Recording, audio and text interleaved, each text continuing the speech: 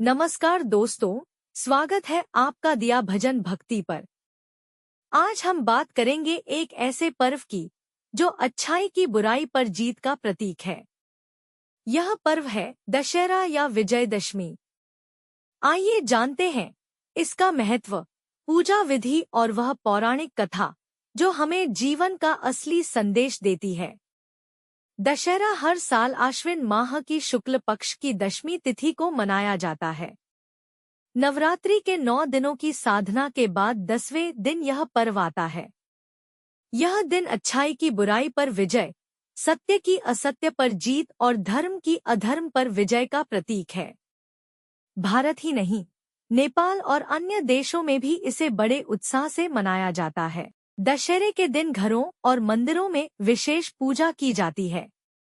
लोग इस दिन शमी वृक्ष की पूजा करते हैं, शस्त्रों की पूजा करते हैं और देवी दुर्गा की प्रतिमा का विसर्जन भी होता है। कहा जाता है कि इस दिन शमी और अपराजिता के पत्तों का आदान प्रदान करने से समृद्धि आती है। कई जगहों पर लोग अपने वाहन, औजार और कामकाजी वस्तुओं की पूजा भी करते हैं ताकि कार्य में सफलता मिले। पुराणों के अनुसार त्रेतायुग में जब राक्षसराज रावण ने माता सीता का हरण किया, तब भगवान राम ने वानर सेना के साथ लंका पर चढ़ाई की।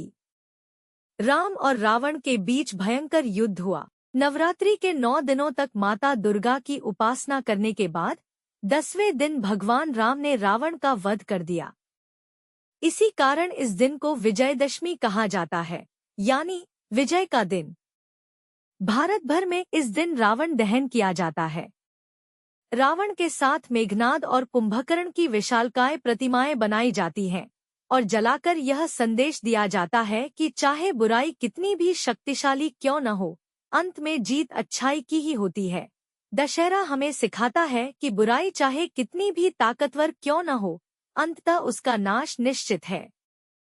रावण जैसे महान विद्वान और शक्तिशाली राजा का पतन उसके अहंकार की वजह से हुआ। इसका मतलब है कि हमें अपने अंदर के रावण यानी क्रोध, अहंकार, लोभ, ईर्ष्या और मोह को हराना होगा। विजयदशमी सिर्फ एक त्योहार नहीं, बल्कि आत्ममंथन का दिन है। यह हमें याद दिलाता है कि अगर हम सत्य, धर्म और करुणा के मार्ग पर चलें, तो जीवन में हर कठिनाई पर विजय पा सकते हैं। तो दोस्तों, यह था दशहरा और विजयदशमी का महत्व, पूजा विधि और प्रेरणादायक कथा। यह पर्व हमें जीवन भर यह प्रेरणा देता है कि सत्य की हमेशा विजय होती है और असत्य का नाश।